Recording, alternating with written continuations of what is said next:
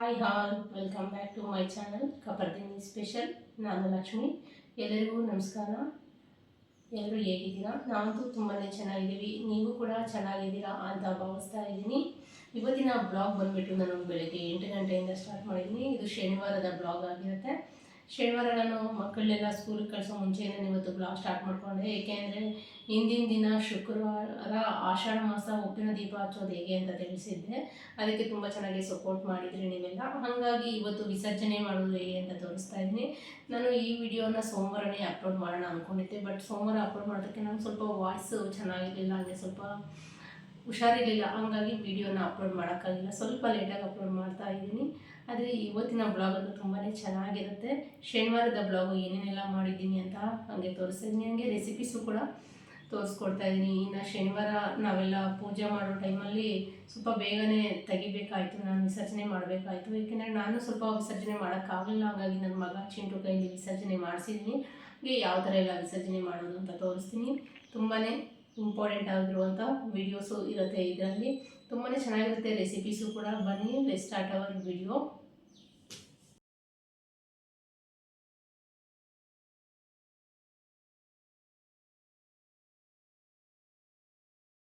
ಇಲ್ಲಿ ವಿಸರ್ಜನೆ ಮಾಡೋಕ್ಕೆ ಚಿಂಟು ಬಂದು ಸ್ನಾನ ಮಾಡ್ಕೊಬಂದ, ಅಂದರೆ ಮೈ ಸ್ನಾನ ಮಾಡ್ಕೊಬಂದ. ಏಕೆಂದರೆ ಇಲ್ಲಿ ಸ್ವಲ್ಪ ಮಳೆ ಬರ್ತಾ ಇತ್ತಲ್ಲ, ಹಾಗಾಗಿ ಮೈ ಸ್ನಾನ ಮಾಡ್ಕೊಬಂದು ವಿಸರ್ಜನೆ ಮಾಡ್ತಾಯಿದ್ದಾನೆ. ಮೊದಲಿಗೆ ಒಂದು ಬೌಲಲ್ಲಿ ನೀರು ತಗೊಂಡು ಸೈಡ್ಗೆ ಇಟ್ಕೊಂಡಿದ್ದಾನೆ. ಇಟ್ಕೊಂಡ್ಬಿಟ್ಟು ಇನ್ನು ವಿಸರ್ಜನೆ ಮಾಡೋಕ್ಕೆ ದೀಪ ತೆಗಿತಾ ಇದ್ದಾನೆ. ಮೊದಲಿಗೆ ಕೈ ಮುಕ್ಕೊಂಡು ದೀಪವನ್ನು ವಿಸರ್ಜನೆ ಮಾಡಬೇಕಾಗುತ್ತೆ. ಅದರಲ್ಲಿರುವ ಹೂವು ಮತ್ತು ಬತ್ತಿ ಎಲ್ಲ ನೀಟಾಗಿ ತೆಗೆದುಬಿಟ್ಟು ಒಂದು ಬೌಲ್ಗೆ ಸೇರಿಸ್ಕೊಂಬೇಡ. ಅಂದರೆ ನಾವು ಅದನ್ನು ಎಲ್ಲಿ ತುಳಿಯೋ ಕಡೆ ಸೇರಿಸ್ಬಾರ್ದು. ಹಂಗಾಗ್ಬಿಟ್ಟು ಒಂದು ಕವರಿಗೆ ಸೇರಿಸ್ಕೊಂಡು ನಾನು ಎಲ್ಲಾದರೂ ಎತ್ಕೊಂಡೋಗಿ ಗಿಡಗಳಲ್ಲಿ ಹಾಕ್ತೀನಿ, ಇಲ್ಲಾಂದರೆ ನೀರಿಗೆ ಹಾಕ್ಬಿಡ್ತೀನಿ. ಇನ್ನು ಈ ಉಪ್ಪು, ಅರಿಶಿನ, ಕುಂಕುಮ, ಅಕ್ಷತೆ ಏನೆಲ್ಲ ಇರುತ್ತೋ ಅದೆಲ್ಲ ಒಂದು ಬೌಲಲ್ಲಿ ನೀರು ತೊಗೊಂಡು ಇಟ್ಕೊಂಡಿದ್ದಲ್ಲ ಅದಕ್ಕೆ ಡೈರೆಕ್ಟಾಗಿ ಸೇರಿಸ್ಕೊತಾ ಇದ್ದೀನಿ. ನೋಡಿ, ಬೆಳಗ್ಗೆ 7:30 ವಿಸರ್ಜನೆ ಮಾಡ್ತಾಯಿದ್ದಾನೆ. ಏಕೆಂದರೆ ಅವನಿಗೆ ಸ್ಕೂಲಿಗೆ ಟೈಮ್ ಆಗಿಬಿಡುತ್ತೆ. ಇನ್ನು ನಾನು ಸ್ವಲ್ಪ ನಂದು ಮಂತ್ಲಿ ಪ್ರಾಬ್ಲಮ್ ಬಂದಿದ್ದಕ್ಕೆ ನಾನು ಮಾಡೋಕ್ಕಾಗಲಿಲ್ಲ.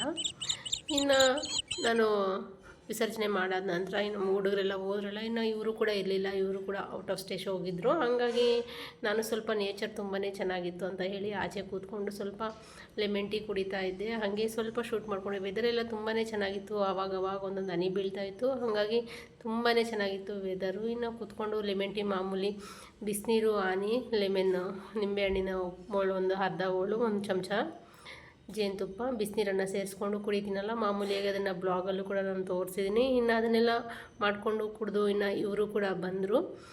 ಇನ್ನು ರಾತ್ರಿ ಡಿನ್ನರ್ಗೆ ಅಂತ ಹೇಳಿ ರಾತ್ರಿ ಊಟಕ್ಕೆ ನಾನು ಸಿಂಪಲ್ಲಾಗಿ ಪನ್ನೀರ್ ಮಾಡ್ಕೊಳ್ಳೋಣ ಅಂತ ಹೇಳಿ ಪನ್ನೀರ್ ಗ್ರೇವಿ ಮಾಡ್ತಾಯಿದ್ದೀನಿ. ಮೊದಲಿಗೆ ಒಂದು 2-3 ಚಮಚ ಮೊಸರನ್ನ ತಗೊಳ್ಳೋಣ. ಮೊಸರಿಗೆ ಒಂದು ಅರ್ಧ ಚಮಚ ಅಚ್ಚ ಖಾರದ ಪುಡಿ, ಹಾಗೆ ಒಂದು 1/4 ಚಮಚ ಮನೆಗೆ ಮಾಡಿರುವಂಥ ಗರಂ ಮಸಾಲ, ಹಾಗೆ ರುಚಿಗೆ ತಕ್ಕಷ್ಟು ಉಪ್ಪು, ಸ್ವಲ್ಪ ಅರಿಶಿಣ ಸೇರಿಸ್ಕೊಳ್ಳೋಣ. ಸೇರಿಸ್ಕೊಂಡು ಇವಾಗ ನೀಟಾಗಿ ಮಿಕ್ಸ್ ಮಾಡ್ಕೋಬೇಕಾಗತ್ತೆ. ನಾನು ಗರಂ ಮಸಾಲ ಮನೆಗೆ ಮಾಡಿರೋದ್ರಿಂದ ನಾನು ಸ್ವಲ್ಪ ಕಮ್ಮಿನೇ ಸೇರಿಸ್ಕೊಂಡಿದ್ದೀನಿ. ನೀವು ಸ್ವಲ್ಪ ಜಾಸ್ತಿನೂ ಸೇರಿಸ್ಕೋಬೋದು. ಹಾಗೆ ಒಂದು ಅರ್ಧ ಚಮಚ ಧನಿಯಾ ಪೌಡರನ್ನು ಸೇರಿಸ್ಕೊಳ್ಳೋಣ. ಹಾಗೆ ಇದಕ್ಕೆ ಸ್ವಲ್ಪ ಪನ್ನೀರ್ ಮಸಾಲವನ್ನು ಸೇರಿಸ್ಕೊಳ್ಳೋಣ. ಪನ್ನೀರ್ ಮಸಾಲ ಸಿಗುತ್ತಲ್ಲ ಎಲ್ಲ ಕಡೆ ಅಂಗಡಿಯಲ್ಲಿ, ಅದನ್ನೊಂದು ಅರ್ಧ ಚಮಚದಷ್ಟು ಸೇರಿಸ್ಕೊಳ್ಳೋಣ. ನಾನು ಸ್ವಲ್ಪ ಸೇರಿಸ್ಕೊಂಡಿದ್ದೀನಿ. ಈಗ ಸೇರಿಸ್ಕೊಂಡು ಇವಾಗ ಎಲ್ಲೂ ಗಂಟಿಲ್ದಂಗೆ ಮೊಸರೆಲ್ಲೂ ಕಾಣಿಸ್ಲೇಬಾರ್ದು, ಆ ಥರ ನೀಟಾಗಿ ಮಿಕ್ಸ್ ಮಾಡ್ಕೊಳ್ಳೋಣ. ನಿಮಗೆ ಒಂದು ವೇಳೆ ಈ ಥರ ಮಿಕ್ಸ್ ಮಾಡೋಕ್ಕಾಗಿಲ್ಲ ಅಂದರೆ ಮಿಕ್ಸರ್ ಜಾರಿಗೆ ಹಾಕ್ಕೊಂಡು ಒಂದು ಸ್ವಲ್ಪ ರುಬ್ಕೋಬೋದು ತರ್ತರಿಯಾಗಿ. ಇನ್ನು ಮತ್ತೊಂದು ಕಡೆ ಒಂದು ಕಡಾಯಿ ತಗೋಣ. ಕಡಾಯಿಗೆ ಒಂದು 2-3 ಚಮಚ ಎಣ್ಣೆಯನ್ನು ಸೇರಿಸ್ಕೊಳ್ಳೋಣ. ಎಣ್ಣೆ ಬಿಸಿ ಆದ ನಂತರ ಒಂದು ಮೀಡಿಯಮ್ ಸೈಜ್ದು ಈರುಳ್ಳಿಯನ್ನು ಸಣ್ಣದಾಗಿ ಕಟ್ ಮಾಡಿ ಸೇರಿಸ್ಕೊತಾ ಇದ್ದೀನಿ. ಇದು ಸ್ವಲ್ಪ ಕಲರ್ ಚೇಂಜ್ ಆಗೋ ತನಕ ಬಾಡಿಸ್ಕೊಳ್ಳೋಣ. ನೋಡಿ, ಸ್ವಲ್ಪ ಫ್ರೈ ಆಗಿದೆ. ಈ ಟೈಮಲ್ಲಿ ಒಂದು ಮೀಡಿಯಮ್ ಸೈಜ್ದು ಬೆಳ್ಳುಳ್ಳಿಯನ್ನು ಸೇರಿಸ್ಕೊಳ್ಳೋಣ.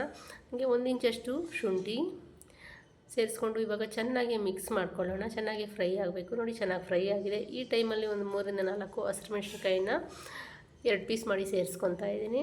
ಇದು ಕೂಡ ಇವಾಗ ಚೆನ್ನಾಗಿ ಫ್ರೈ ಆಗಬೇಕು. ನೋಡಿ, ಚೆನ್ನಾಗಿ ಫ್ರೈ ಆಗಿದೆ. ಇಷ್ಟಾದರೆ ಸಾಕಾಗುತ್ತೆ. ಇವಾಗ ಒಂದು 20 ಗೋಡಂಬಿ ಪೀಸಸನ್ನು ಸೇರಿಸ್ಕೊಳ್ಳೋಣ. ನೋಡಿದ್ರಲ್ಲ, ಒಂದು 20 ಗೋಡಂಬಿ ಪೀಸಸನ್ನು ಸೇರಿಸ್ಕೊಂಡು ಇವಾಗ ಇದನ್ನು ಕೂಡ ಸ್ವಲ್ಪ ಫ್ರೈ ಮಾಡ್ಕೋಬೇಕು. ಇದು ಕೂಡ ಸ್ವಲ್ಪ ಫ್ರೈ ಆದ ನಂತರ ಇವಾಗ ಸ್ಟವನ್ನು ಆಫ್ ಮಾಡಿ ಕಂಪ್ಲೀಟಾಗಿ ತಣ್ಣಗಾಗೋದಕ್ಕೆ ಬಿಡೋಣ. ಇನ್ನು ನಾನು ಪನ್ನೀರ್ ಇಲ್ಲಿ 200 ಗ್ರಾಮ್ ಪನ್ನೀರನ್ನು ತೊಗೊಂಡಿದ್ದೀನಿ. 200 ಗ್ರಾಮ್ ಪನ್ನೀರನ್ನು ಸಣ್ಣ ಸಣ್ಣದಾಗಿ ಪೀಸು ಕ್ಯೂಬ್ ಥರ ಕಟ್ ಮಾಡ್ಕೊಂಡಿದ್ದೀನಿ. ಕಟ್ ಮಾಡಿಕೊಂಡು ಒಂದು ಕಡಾಯಿಗೆ 1-2 ಚಮಚ ಎಣ್ಣೆಯನ್ನು ಸೇರಿಸ್ಕೊಂಡು ಕಟ್ ಮಾಡ್ಕೊಂಡಿರುವಂಥ ಪನ್ನೀರನ್ನು ಸೇರಿಸ್ಕೊಳ. ಪನ್ನೀರ್ ಇವಾಗ ಎಣ್ಣೆಯಲ್ಲಿ ಸ್ವಲ್ಪ ಫ್ರೈ ಮಾಡ್ಕೋಬೇಕಾಗುತ್ತೆ. ಏಕೆಂದರೆ ಈ ಥರ ಫ್ರೈ ಮಾಡ್ಕೊಳ್ಳೋದ್ರಿಂದ ಪನ್ನೀರ್ ಫಸ್ಟ್ ಟೈಮ್ ತಿನ್ನೋರು ಕೂಡ ತುಂಬಾ ಚೆನ್ನಾಗಿರುತ್ತೆ. ಹಾಗಾಗಿ ಈ ಥರ ಎಣ್ಣೆಯಲ್ಲಿ ಚೆನ್ನಾಗಿ ಫ್ರೈ ಮಾಡ್ಕೋಬೇಕಾಗತ್ತೆ. ನೋಡಿ ಚೆನ್ನಾಗಿ ಫ್ರೈ ಆಗಿದೆ. ಇವಾಗ ಒಂದೊಂದನ್ನಾಗೆ ನಾನು ತಣ್ಣಗಿರುವಂಥ ಕೋಲ್ಡ್ ವಾಟ್ರಿಗೆ ಸೇರಿಸ್ಕೊತಾ ಇದ್ದೀನಿ. ಅಂದರೆ ಫ್ರಿಜ್ಜಲ್ಲಿಂದ ತೆಗೆದಿರೋ ವಾಟ್ರೆ ಅಂತ ಏನಿಲ್ಲ, ತಣ್ಣೀರಿಗೆ ಸೇರಿಸ್ಕೋಬೇಕಾಗುತ್ತೆ. ಈ ಥರ ಸೇರಿಸ್ಕೊಳ್ಳೋದ್ರಿಂದ ಬೇಗ ಕಟ್ ಆಗೋದಿಲ್ಲ. ಒಂದು ವೇಳೆ ನಾವು ರಫಾಗಿ ಮಿಕ್ಸ್ ಮಾಡಿದ್ರೂ ಕೂಡ ಕಟ್ ಆಗೋದಿಲ್ಲ. ಹಾಗಾಗಿ ಎಲ್ಲ ಪನ್ನೀರ್ ಪೀಸಸನ್ನು ಇದಕ್ಕೆ ಸೇರಿಸ್ಕೊತಾ ಇದ್ದೀನಿ. ಇನ್ನು ಮತ್ತೊಂದು ಕಡೆ ನಾನು ಒಂದು ಮಿಕ್ಸರ್ ಜಾರಿಗೆ ಕೊತ್ತಂಬರಿ ಸೊಪ್ಪು ಮತ್ತು ಪುದೀನ ಸೊಪ್ಪನ್ನು ಸೇರಿಸ್ಕೊಂಡಿದ್ದೀನಿ. ಹಾಗೆ ನೀಟಾಗಿ ಫ್ರೈ ಆಗಿರುವಂಥ ಗೋಡಂಬಿ ಈರುಳ್ಳಿಯನ್ನು ಸೇರಿಸ್ಕೊತಾ ಇದ್ದೀನಿ. ನೋಡಿ ಸೇರಿಸ್ಕೊಂಡು ಇವಾಗ ನುಣ್ಣಗೆ ರುಬ್ಕೊಳ್ಳೋಣ.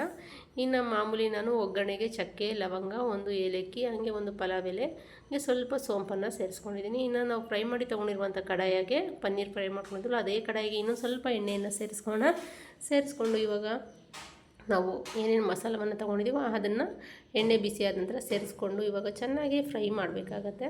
ಚೆನ್ನಾಗಿ ಫ್ರೈ ಆಗಿದ ನಂತರ ಮತ್ತೆ ನಾನೊಂದು 7-8 ಗೋಡಂಬಿ ಪೀಸಸನ್ನು ಸೇರಿಸ್ಕೊತಾ ಇದ್ದೀನಿ. ಕಂಪ್ಲೀಟಾಗಿ ಆಪ್ಷನು, ನಿಮ್ಗೆ ಇಷ್ಟ ಇದ್ದರೆ ಸೇರಿಸ್ಕೋಬೋದು, ಇಲ್ಲ ಸ್ಕಿಪ್ ಮಾಡ್ಕೋಬೋದು. ನೋಡಿ ಸ್ವಲ್ಪ ಫ್ರೈ ಆದ ನಂತರ ನಾವು ರುಬ್ಬಿ ತೊಗೊಂಡಿರುವಂಥ ಮಸಾಲೆಯನ್ನು ಸೇರಿಸ್ಕೋಬೇಕಾಗತ್ತೆ. ಸೇರಿಸ್ಕೊಂಡು ಕಂಪ್ಲೀಟಾಗಿ ಚೆನ್ನಾಗಿ ಹಸಿ ಸ್ಮೆಲ್ ಹೋಗೋ ತನಕ ಮಿಕ್ಸ್ ಮಾಡ್ಕೋಬೇಕಾಗತ್ತೆ. ನೋಡಿ ಸ್ವಲ್ಪ ಮಿಕ್ಸ್ ಆದ ನಂತರ, ಸ್ವಲ್ಪ ಫ್ರೈ ಆದ ನಂತರ ನಾನು ಅದಕ್ಕೆ ಒಂದು ಅರ್ಧ ಗ್ಲಾಸಷ್ಟು ನೀರನ್ನು ಸೇರಿಸ್ಕೊಂಡು ಅದನ್ನು ಕೂಡ ಸೇರಿಸ್ಕೊಂಡಿದ್ದೀನಿ. ಸೇರಿಸ್ಕೊಂಡು ಕಂಪ್ಲೀಟಾಗಿ ಮಿಕ್ಸ್ ಮಾಡ್ಕೊಳ್ಳೋಣ. ನೋಡಿ ಕಂಪ್ಲೀಟಾಗಿ ಮಿಕ್ಸ್ ಆಗಿದೆ. ಇವಾಗ ನಾವು ಏನು ಮೊಸರಲ್ಲಿ ಪೇಸ್ಟ್ ರೆಡಿ ಮಾಡ್ಕೊಂಡಿದ್ವಲ್ಲ, ಮಸಾಲೆ ಪೇಸ್ಟು, ಅದನ್ನು ಕೂಡ ಸೇರಿಸ್ಕೊಂಡು ಇವಾಗ ಇದನ್ನು ಕೈಯಲ್ಲೇ ನೀಟಾಗಿ ತೆಗೆದುಬಿಟ್ಟು ಸೇರಿಸ್ಕೊಳ್ಳಿ. ಏಕೆಂದರೆ ಮಸಾಲೆ ಎಲ್ಲೂ ವೇಸ್ಟ್ ಆಗಬಾರ್ದು. ಸೇರಿಸ್ಕೊಂಡು ಇವಾಗ ನೀಟಾಗಿ ಒಮ್ಮೆ ಮಿಕ್ಸ್ ಮಾಡ್ಕೋಬೇಕಾಗತ್ತೆ. ನೋಡಿದ್ರಲ್ಲ, ನೀಟಾಗಿ ಮಿಕ್ಸ್ ಮಾಡ್ಕೊಂಡಿದ್ದೀನಿ. ಫ್ಲೇವರು ಕೂಡ ಚೆನ್ನಾಗಿ ಬಂದಿದೆ, ಕಲರು ಕೂಡ. ಇವಾಗ ಚೆನ್ನಾಗಿ ಕುದಿಸ್ಕೊಳ್ಳೋಣ. ಚೆನ್ನಾಗಿ ಕುದಿಯೋಕ್ಕೆ ಬಿಡೋಣ. ಸ್ವಿಮ್ಮಲ್ಲೇ ಇಟ್ಕೊಂಡು ನೋಡಿ ಎಣ್ಣೆ ಮೇಲೆ ತೇಲ್ಕೊಂಬರೋ ತನಕ ಚೆನ್ನಾಗಿ ಫ್ರೈ ಮಾಡ್ಕೊಂಡಿದ್ದೀವಿ. ನೋಡಿದ್ರಲ್ಲ, ಚೆನ್ನಾಗಿ ಫ್ರೈ ಆಗಿದೆ. ಎಣ್ಣೆ ಕೂಡ ಮೇಲೆ ಚೆನ್ನಾಗಿ ಬಂದಿದೆ. ಈ ಟೈಮಲ್ಲಿ ನಾವು ಫ್ರೈ ಮಾಡಿ ತೊಗೊಂಡಿರುವಂಥ ಪನ್ನೀರ್ ಪೀಸಸನ್ನು ಸೇರಿಸ್ಕೊಳ್ಳೋಣ. ಪನ್ನೀರು ನೀರಿಗಾಗಿ ತೆಗೆದಿರೋದ್ರಿಂದ ನೀರಿರುತ್ತೆ ಅದರಲ್ಲಿ, ಹಾಗಾಗಿ ಒಂದೊಂದಾಗಿ ಕೈಯಲ್ಲಿ ತೆಗೆದು ಸೇರಿಸ್ಕೊಳ್ಳಿ. ಏಕೆಂದರೆ ಮತ್ತೆ ನೀರಾಗ್ಬಿಡುತ್ತೆ ಗ್ರೇವಿ. ಹಾಗಾಗಿ ಇವಾಗ ಸ್ವಲ್ಪ ಒಂದು 1/4 ಟೀ ಸ್ಪೂನಷ್ಟು ನಾನು ಪನ್ನೀರ್ ಮಸಾಲವನ್ನು ಸೇರಿಸ್ಕೊಂಡಿದ್ದೀನಿ. ಹಾಗೆ ಸ್ವಲ್ಪ ಕೊತ್ತಂಬರಿ ಸೊಪ್ಪು, ಹಾಗೆ ಸ್ವಲ್ಪ ಕಸೂರಿ ಮೇಥಿ, ಹಾಗೆ ಸ್ವಲ್ಪ ಬಟರ್, 1 ಚಮಚ ಅಷ್ಟು ಬಟರನ್ನು ಸೇರಿಸ್ಕೊಂಡಿದ್ದೀನಿ. ಸೇರಿಸ್ಕೊಂಡು ಸ್ಟವನ್ನು ಆಫ್ ಮಾಡಿ ನಾವು ಪ್ಲೇಟನ್ನು ಮುಚ್ಚಿಬಿಟ್ಟು ಸ್ವಲ್ಪ ಹೊತ್ತು ಬಿಡೋಣ. ಮತ್ತು ನಾನಿಲ್ಲಿ ರೆಡಿಮೇಡ್ ಪರೋಟವನ್ನು, ಮಾಮೂಲಿ ಎಲ್ಲ ಕಡೆ ಮಾಟಲೆಲ್ಲ ಸಿಗುತ್ತಲ್ಲ, ಪರೋಟ ಇತ್ತು ಮನೆಗೆ. ಹಾಗಾಗಿ ಮನೆಗೆ ನಾನೇನು ಚಪಾತಿ, ಪರೋಟ, ರೋಟಿ ಏನೂ ಮಾಡೋಕ್ಕೋಗಿಲ್ಲ. ಇದೇ ಪರೋಟವನ್ನು ಬಿಸಿ ಮಾಡೋಣ ಅಂತ ಹೇಳಿ ಬಿಸಿ ಮಾಡ್ತಾಯಿದ್ದೀನಿ. ನೋಡ್ಬೋದು. ಇವಾಗ ಒಂದು ತವ ಬಿಸಿ ಆದಮೇಲೆ 1 ಚಮಚ ಎಣ್ಣೆಯನ್ನು ಸೇರಿಸ್ಕೊಂಡು ಇವಾಗ 2 ಕಡೆ ಚೆನ್ನಾಗಿ ಬೇಯಿಸ್ಕೊಳ್ಳೋಣ. ಇದನ್ನು ನೋಡಿದ್ರಲ್ಲ, 2 ಕಡೆ ಚೆನ್ನಾಗಿ ಕಲರ್ ಬಂದಿದೆ. ಇವಾಗ 2 ಕಡೆ ನಾವು ರೆಡಿ ಮಾಡ್ಕೊಂಬಿಟ್ಟು ಇದೇ ಥರ ಉಳಿದಿರುವಂಥ ಪರೋಟ ಎಲ್ಲನೂ ಮಾಡ್ಕೊಳ್ಳೋಣ. ನೋಡಿ ರೆಡಿಯಾಗಿದೆ ಪರೋಟ ಕೂಡ. ನೋಡಿದ್ರಲ್ಲ ಎಷ್ಟು ಚೆನ್ನಾಗಿ ಬಂದಿದೆ ಅಂತ. ಇವಾಗ ನಾನು ಗ್ರೇವಿ ತೋರಿಸ್ತಾ ಇದ್ದೀನಿ. ತುಂಬಾ ಸಖತ್ತಾಗಿ ಬಂದಿತ್ತು. ನೋಡಿ ಎಷ್ಟು ಚೆನ್ನಾಗಿ ಬಂದಿದೆ. ತುಂಬಾ ಕಲರ್ಫುಲ್ಲಾಗಿ, ತುಂಬಾ ಟೇಸ್ಟಿಯಾಗಿತ್ತು. ಪನ್ನೀರು ಹಾಗೆ ಪರೋಟ ಒಳ್ಳೆ ಕಾಂಬಿನೇಷನು. ಹಾಗೆ ಪನ್ನೀರ್ ಗ್ರೇವಿಗೆ ನೀವು ರೋಟಿ ಜೊತೆ ಆಗಲಿ, ಬಟರ್ ನಾನ್ ಜೊತೆ ಆಗಲಿ, ಚಪಾತಿ ಎಲ್ಲರ ಜೊತೆ ಒಳ್ಳೆ ಕಾಂಬಿನೇಷನು. ನಾನು ಇದನ್ನು ಸರ್ವ್ ಮಾಡ್ಕೊತಾ ಇದ್ದೀನಿ. ಇದಕ್ಕೆ ಇವತ್ತು ಪನ್ನೀರು, ಹಾಗೆ ನಾನು ಪರೋಟ, ಹಾಗೆ ಇದಕ್ಕೆ ನಾನು ಸಿಂಪಲ್ಲಾಗಿ ಒಂದು ಬಗಾರ ರೈಸನ್ನು ಮಾಡ್ಕೊಂಡಿದ್ದೆ. ಬಗಾರ ರೈಸ್ ವಿಡಿಯೋ ನಾನು ಮಾಡೋಕ್ಕಾಗಿಲ್ಲ, ಹಾಗಾಗಿ ನೆಕ್ಸ್ಟ್ ವಿಡಿಯೋದಲ್ಲಿ ತೋರಿಸ್ತೀನಿ ಬಗಾರ ರೈಸ್ ಯಾವ ಥರ ಮಾಡೋದು ಅಂತ. ಹಾಗೆ ಇನ್ನು ಮಕ್ಕಳು ಸ್ವಲ್ಪ ಪಕೋಡಿ ಮಾಡ್ಕೊಳಕ್ಕೆ ಹೇಳಿದರು, ಈರುಳ್ಳಿ ಪಕೋಡಿ. ಹಂಗೆ ಸಾಟರ್ಡೆ ನೈಟ್ ಆಗಿದ್ದರಿಂದ ಇದು ಶನಿವಾರದ ನೈಟು ಡಿನ್ನರು. ಮಕ್ಕಳಿಗೆ ಸ್ವಲ್ಪ ಡಿಫ್ರೆಂಟಾಗಿ ಏನಾದರೂ ಮಾಡ್ಕೊಳ್ಳೋದಕ್ಕೆ ಈ ಥರ ಮಾಡಿಕೊಟ್ಟಿದೆ. ನಿಮಗೆಲ್ಲ ಇಷ್ಟ ಆಗಿದೆ ಅಂದ್ಕೊತೀನಿ. ಇಷ್ಟ ಆಗಿದ್ರೆ ಪ್ಲೀಸ್ ಲೈಕ್ ಮಾಡಿ. ಹಂಗೆ ನೋಡಿ, ಇನ್ನು ಚಿಂಟು ಸ್ವಲ್ಪ ಪ್ರಾಜೆಕ್ಟ್ ವರ್ಕ್ ಎಲ್ಲ ಇತ್ತು. ಇನ್ನು ಶನಿವಾರ ನೈಟು ಡಿನ್ನರ್ ಮುಗಿಸ್ಕೊಂಡು, ರಾತ್ರಿ ಊಟ ಮುಗಿಸ್ಕೊಂಡು 9:30 ಗಂಟೆ ಹಂಗೆ ಪ್ರಾಜೆಕ್ಟ್ ವರ್ಕ್ ಸ್ಟಾರ್ಟ್ ಮಾಡಿದೆ. ತುಂಬಾ ಪ್ರಾಜೆಕ್ಟ್ ವರ್ಕು ಅಂದರೆ ಹಿಂಸೆ ಅನಿಸುತ್ತೆ. ಇವಾಗಂತೂ ಸ್ವಪ್ನ ಇರೋದಕ್ಕೆ ನಂಗೆ ಸ್ವಲ್ಪ ಹೆಲ್ಪ್ಫುಲ್ಲಾಗಿರುತ್ತೆ. ಅವಳೇ ಮಾಡ್ಕೊತಾ ಇರ್ತಾರೆ ಈ ಥರ ಪ್ರಾಜೆಕ್ಟ್ ವರ್ಕ್ ಎಲ್ಲ. ಇನ್ನು ನೋಡಿ, ಪ್ರಾಜೆಕ್ಟ್ ವರ್ಕ್ ಎಲ್ಲ ಮುಗೀತು. ಇದು ಪ್ರಾಜೆಕ್ಟ್ ವರ್ಕ್ ಏನಂದರೆ ಫಾಕ್ಸ್ ಯಾವ ಥರ ಮಾಡೋದು ಅಂತ ತೋರಿಸ್ತಾ ಇದ್ದಾಳೆ ಅವಳು. ಸ್ವಲ್ಪ ಮಾಡಿದ್ಲು, ಆದರೆ ಏನು ಮಿಸ್ಟೇಕ್ ಅಂದರೆ ಗಮ್ ಇರಲಿಲ್ಲ, ಗ್ಲೂ ಖಾಲಿಯಾಗಿಬಿಟ್ಟಿತ್ತು. ಹಾಗಾಗಿ ನಾವು ಬೆಳಗ್ಗೆ ಗ್ಲೂ ತೊಗೊಬಂದು ಅಂಟಿಸ್ಬಿಟ್ಟು ಇನ್ನು ಚಿಂಟುಗೆ ಪ್ರಾಜೆಕ್ಟ್ ವರ್ಕ್ ರೆಡಿ ಆಯಿತು. ಇನ್ನು ಪ್ರಾಜೆಕ್ಟ್ ವರ್ಕ್ ತೊಗೊಂಡೋದ. ಇನ್ನು ಹಾಗೆ ನಾನು ಸ್ವಲ್ಪ ಅಂಗಡಿಗೆ ಹೋಗ್ಬೇಕಾಯಿತು. ಸರಿ ಆಯಿತು ಅಂತ ಅಂಗಡಿಗೆ ಹೋಗಿದ್ದೆ. ಶಾಪಿಗೆ ಹೋಗಿ ಬರೋವಾಗ ಹೊಸ್ದಾಗಿ ಇಲ್ಲೇನೋ ಒಂಥರ ಸೇಲ್ ಥರ ಹಾಕಿದ್ರು. ತುಂಬಾ ಚೆನ್ನಾಗಿತ್ತು, ಕಲರಾಗಿ ಬೊಂಬೆಗಳು. ಆದರೆ ಒಂದೇ ಕಲರಲ್ಲಿ ಇರಲಿಲ್ಲ, ಹಂಗಾಗಿ ನಾನು ತೊಗೊಳ್ಳಿಲ್ಲ, ಜಸ್ಟ್ ಶೂಟ್ ಮಾಡಿಕೊಂಡೆ ಅಷ್ಟೇ. ಇನ್ನು ಈವ್ನಿಂಗ್ ಸ್ನ್ಯಾಕ್ಸ್ಗೆ ಅಂತ ಹೇಳಿ ಭಾನುವಾರದ ಸ್ನ್ಯಾಕ್ಸಿಗೆ ಅಂತ ಹೇಳಿ ಮಕ್ಕಳು ಗಾರ್ಲಿಕ್ ಬ್ರೆಡ್ ಮಾಡಿಕೊಡು ಅಂತ ಕೇಳಿದರೆ ಗಾರ್ಲಿಕ್ ಬ್ರೆಡ್ ಮಾಡ್ತಾಯಿದ್ದೀನಿ ನೋಡಿ. ಇದಕ್ಕೆ ಒಂದು ಬ್ರೆಡ್ ಪೀಸನ್ನು ತೊಗೊಂಡಿದ್ದೀನಿ, ಅಂದರೆ ಒಂದು ಬ್ರೆಡ್ ಪ್ಯಾಕೆಟು. ಹಾಗೆ ನಾನು ಒಂದು 3 ಮೀಡಿಯಮ್ ಸೈಜ್ದು ಬೆಳ್ಳುಳ್ಳಿ, ಹಾಗೆ ಚೀಸು, ಬಟರನ್ನು ಉಪಯೋಗಿಸ್ತಾ ಇದ್ದೀನಿ. ಬನ್ನಿ ಇವಾಗ ನಾವು ಯಾವ ಥರ ಮಾಡೋದು ಅಂತ ನೋಡೋಣ. ಮೊದಲಿಗೆ ಒಂದು ಕಡಾಯನ್ನು ತಗೊಳ್ಳೋಣ. ಕಡಾಯಿಗೆ ಎಣ್ಣೆ ಸೇರಿಸ್ಕೋಬೇಕಾಗುತ್ತೆ. ತುಂಬಾ ಇಷ್ಟಪಟ್ಟು ತಿಂತಾರೆ, ಮಕ್ಳಿಗಂತೂ ತುಂಬಾ ಇಷ್ಟ ಆಗುತ್ತೆ ಬಿಡಿ. ನನ್ನ ಮಕ್ಳಿಗಂತೂ ಹೇಳಲೇಬಿಡಿ, ಅವ್ರಿಗೆ ಈ ಥರ ಫಾಸ್ಟ್ ಫುಡ್ ಅಂದರೆ ತುಂಬಾ ಇಷ್ಟ ಅವ್ರಿಗೆ. ಎಲ್ಲ ಕಡೆ ಇದು ಡೊಮಿನೋಸ್ಗಳಲ್ಲಿ ಸಿಗುತ್ತೆ, ಆದರೆ ಆಚೆಗಡೆ ಫುಡ್ ಏನು ಬೇಡ ಅಂತ ನಾನೇ ಆವಾಗವಾಗ ಈ ಥರ ಮನೆಗೆಲ್ಲ ಮಾಡಿಕೊಡ್ತಾ ಇರ್ತೀನಿ. ಇವಾಗ ಕಡಾಯ ಬಿಸಿಯಾದ ನಂತರ 1 2ರಿಂದ 3 ಚಮಚ ಎಣ್ಣೆಯನ್ನು ಸೇರಿಸ್ಕೊಂಡಿದ್ದೀನಿ. ಎಣ್ಣೆ ಬಿಸಿಯಾದ ನಂತರ ನಾನು ನೀಟಾಗಿ ಸಿಪ್ಪೆ ತೊಗೊಂಡಿರುವಂಥ ಬೆಳ್ಳುಳ್ಳಿಯನ್ನು ಸೇರಿಸ್ಕೊತಾ ಇದ್ದೀನಿ. ಬೆಳ್ಳುಳ್ಳಿ ಸೇರಿಸ್ಕೊಂಡು ಇವಾಗ ಚೆನ್ನಾಗಿ ಫ್ರೈ ಮಾಡ್ಕೋಬೇಕಾಗುತ್ತೆ. ಯಾವ ಥರ ಅಂದರೆ ಫುಲ್ ಸಾಫ್ಟಾಗಿ ಬೇಕು, ಗೋಲ್ಡನ್ ಕಲರಲ್ಲಿ ಫ್ರೈ ಆಗಬೇಕು ಬೆಳ್ಳುಳ್ಳಿ ಎಲ್ಲ. ಅಲ್ಲಿ ತನಕ ನೀಟಾಗಿ ಫ್ರೈ ಮಾಡ್ಕೊಳ್ಳಿ. ಒಂದು 3 ರಿಂದ 4 ನಿಮಿಷ ಆಗುತ್ತೆ ಅಷ್ಟೇ. ನೋಡಿ ಸ್ವಲ್ಪ ಕಲರ್ ಚೇಂಜ್ ಆಗುತ್ತೆ, ಇನ್ನು ಸ್ವಲ್ಪ ಫ್ರೈ ಮಾಡ್ಕೋಬೇಕಾಗತ್ತೆ. ಇಷ್ಟಾದರೆ ಸಾಕು. ಇವಾಗ ಸ್ಟವನ್ನು ಆಫ್ ಮಾಡಿಬಿಡೋಣ. ನೋಡಿ ಇಷ್ಟಾದರೆ ಸಾಕಾಗುತ್ತೆ. ನೋಡಿದ್ರಲ್ಲ ಎಷ್ಟು ಚೆನ್ನಾಗಿ ಬಂದಿದೆ ಅಂತ. ಇವಾಗ ಸ್ಟವನ್ನು ಆಫ್ ಮಾಡಿಬಿಟ್ಟು ಇದನ್ನು ಡೈರೆಕ್ಟಾಗಿ ಎಣ್ಣೆ ಸಮೇತ ಒಂದು ಮಿಕ್ಸರ್ ಜಾರ್ಗೆ ಸೇರಿಸ್ಕೊಳ್ಳೋಣ. ಮಿಕ್ಸರ್ ಜಾರ್ಗೆ ಸೇರಿಸ್ಕೊಂಡು ಹಾಗೆ ನಾನಿಲ್ಲಿ 4 ಪೀಸು ಬಟರನ್ನು ಉಪಯೋಗಿಸ್ತಾ ಇದ್ದೀನಿ. ಅಂದರೆ ಚಿಕ್ಕ ಚಿಕ್ಕ ಪೀಸಸ್ ಸಿಗುತ್ತಲ್ಲ, ಒಂದೊಂದು ಚಮಚ ಅಷ್ಟಿರುತ್ತೆ ಅಷ್ಟೇ ಇದರಲ್ಲಿ ಬಟರು. ನೀವು ಮನೇಲಿ ಮಾಡಿರೋದಿದ್ರೆ ಆರಾಮಾಗಿ ಮನೇಲಿ ಮಾಡಿರೋದನ್ನೇ ಉಪಯೋಗಿಸ್ಕೋಬೋದು. ಆದರೆ ನನಗಿಲ್ಲಿ ಮಾಮೂಲಿ ಎಮ್ಮೆ ಇದು ಸಿಗುತ್ತೆ ಮನೆಯಲ್ಲಿ, ಎಮ್ಮೆದು ಬಟರ್. ಹಂಗಾಗಿ ನನ್ನ ಮಕ್ಕಳು ತಿನ್ನಲ್ಲ ಅಂತ ಆಚೆಗಡೆದನ್ನು ಉಪಯೋಗಿಸ್ತಾ ಇದ್ದೀನಿ. ಹಾಗೆ ರುಚಿಗೆ ತಕ್ಕಷ್ಟು ಉಪ್ಪು, ಹಾಗೆ ಚಿಲ್ಲಿ ಫ್ಲೇಕ್ಸು, ಹಾಗೆ ಸ್ವಲ್ಪ ಕಸೂರಿ ಮೆಂತಿ ಉಪಯೋಗಿಸ್ತಾ ಇದ್ದೀನಿ. ನೀವು ಬೇಕಿದ್ದರೆ ಆರ್ಗ್ಯಾನಿಕ್ ಉಪಯೋಗಿಸ್ಕೋಬೋದು. ನನ್ನ ಹತ್ರ ಆರ್ಗ್ಯಾನಿಕ್ ಇಲ್ಲ ಅಂತ ಹೇಳಿ ಕಸೂರಿ ಮೆಂತಿಯನ್ನು ಸೇರಿಸ್ಕೊಂಡಿದ್ದೀನಿ. ಇವಾಗ ನಾನು ಜಾಸ್ತಿ ನುಣ್ಣಗೆ ರುಬ್ಕೊಳ್ಳೋಕ್ಕೋಗಿಲ್ಲ. ಸ್ವಲ್ಪ ಗಾರ್ಲಿಕ್ ಇರಲಿ, ಅಂದರೆ ಸ್ವಲ್ಪ ಟೇಸ್ಟ್ ಡಿಫ್ರೆಂಟಾಗಿರುತ್ತೆ ಗಾರ್ಲಿಕ್ ಸಿಗ್ತಾ ಇದ್ದರೆ ಬಾಯಿಗೆ ಅಂತ ಹೇಳಿ ಸ್ವಲ್ಪ ಗಾರ್ಲಿಕ್ ಇರಲಿ ಅಂತ ಹೇಳಿ ರುಬ್ಕೊಂಡಿದ್ದೀನಿ. ನೋಡೋರಲ್ಲ, ಇವಾಗ ಒಂದು 3 ಬ್ರೆಡ್ ಪೀಸನ್ನು ತೊಗೊಂಡಿದ್ದೀನಿ. ಇವಾಗ ರುಬ್ಕೊಂಡಿರುವಂಥ ಗಾರ್ಲಿಕ್ಕನ್ನು ಸೇರಿಸ್ಕೊಳ್ಳೋಣ. ಗಾರ್ಲಿಕ್ ಪೇಸ್ಟ್ ಏನಿದೆಯಲ್ಲ, ಬಟರ್ ಗಾರ್ಲಿಕ್ ಪೇಸ್ಟನ್ನು ಸೇರಿಸ್ಕೊಳ್ಳೋಣ. ನಾನು ಜಾಸ್ತಿ ಏನು ಸೇರಿಸ್ಕೊಳ್ಳೋಕೆ ಹೋಗ್ತಾ ಇಲ್ಲ, ಲೈಟಾಗಿ ಸೇರಿಸ್ಕೊತಾ ಇದ್ದೀನಿ. ಏಕೆಂದರೆ ಸ್ವಲ್ಪ ಘಾಟಿರುತ್ತಲ್ಲ ಗಾರ್ಲಿಕ್ಕು, ಮಕ್ಕಳಿಗೆ ಅಷ್ಟೊಂದು ಇಷ್ಟ ಆಗೋಲ್ಲ. ಸ್ವಲ್ಪ ಸ್ಪೈಸಿನೆಸ್ ಅಂದರೆ ಅಷ್ಟೊಂದು ಇಷ್ಟ ಆಗೋಲ್ಲ, ಹಾಗಾಗಿ ಸ್ವಲ್ಪ ಲೈಟಾಗಿ ಸೇರಿಸ್ಕೊತಾ ಇದ್ದೀನಿ. ಆದರೆ ನಾವು ಎಲ್ಲ ಇದನ್ನ ಬೇಯಿಸ್ಕೊಳ್ಳೋ ಅಷ್ಟೊತ್ತಿಗೆ ನೀಟಾಗಿ ಸ್ಪ್ರೆಡ್ ಆಗಿಬಿಟ್ಟಿರುತ್ತೆ. ಇವಾಗ ಇದ್ರ ಮೇಲೆ ಒಂದು ಚೀಸ್ ಪೀಸನ್ನು ಸೇರಿಸ್ಕೊತಾ ಇದ್ದೀನಿ. ಚೀಸ್ ಎಲ್ಲ ಕಡೆ ಸ್ಟೋರುಗಳಲ್ಲೂ ಸಿಗುತ್ತೆ. ಹಾಗೆ ತುಂಬಾ ಚೆನ್ನಾಗಿರುತ್ತೆ ಚೀಸ್ ಹಾಕ್ಕೊಳ್ಳೋದ್ರಿಂದ. ನೀವು ಸ್ವಲ್ಪ ಜಾಸ್ತಿ ಮಟ್ಟದಲ್ಲೂ ಹಾಕ್ಕೋಬೋದು ಅಥವಾ ಕಮ್ಮಿ ಪ್ರಮಾಣದಲ್ಲೂ ಕೂಡ ಹಾಕ್ಕೋಬೋದು. ಇವಾಗ ಮೇಲೆಗಡೆ ಕೂಡ ನಾನು ಈ ಥರ ಗಾರ್ಲಿಕ್ ಪೇಸ್ಟನ್ನು ಸೇರಿಸ್ಕೊತಾ ಇದ್ದೀನಿ. ನೋಡಿ, ಈ ಥರ ನೀಟಾಗಿ ಸ್ಪ್ರೆಡ್ ಮಾಡ್ಕೊತಾ ಇದ್ದೀನಿ. ಗಾರ್ಲಿಕ್ ಪೇಸ್ಟನ್ನು ಸ್ಪ್ರೆಡ್ ಮಾಡಿಕೊಂಡು ಇನ್ನು ಇದೇ ಥರ ಎಲ್ಲವನ್ನು ಮಾಡ್ಕೊಳ್ಳೋಣ.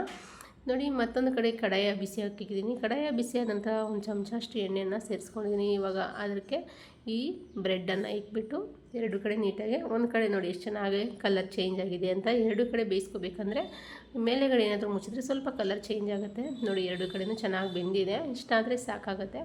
ಇವಾಗ ಇದನ್ನು ಒಂದು ಸ್ಟವ್ ಮೇಲೆ, ಒಂದು ಪ್ಲೇಟ್ ಮೇಲೆ ತೆಗೆದಿಡೋಣ. ನೋಡಿದ್ರಲ್ಲ ಎಷ್ಟು ಚೆನ್ನಾಗಿ ಬಂದಿದೆ ಅಂತ. ಎಲ್ಲನೂ ಇದೇ ಥರ ಮಾಡ್ಕೊಳ್ಳೋಣ. ನೋಡಿ ಎಷ್ಟು ಸಾಫ್ಟಾಗಿ ಬಂದಿದೆ. ಆದರೆ ಸ್ವಲ್ಪ ಬಿಸಿ ಇರೋದ್ರಿಂದ ನಾನು ಕಟ್ ಮಾಡ್ತಾಯಿಲ್ಲ. ನೋಡಿ, ಚೀಸು ಕೂಡ ಚೆನ್ನಾಗಿ ಮೆಲ್ಟ್ ಆಗಿದೆ. ಇವಾಗ ಇದೇ ಥರ ಉಳಿದಿರುವಂಥ ಎಲ್ಲ ಬ್ರೆಡ್ ಪೀಸಸನ್ನು ಮಾಡ್ಕೊಳ್ಳೋಣ.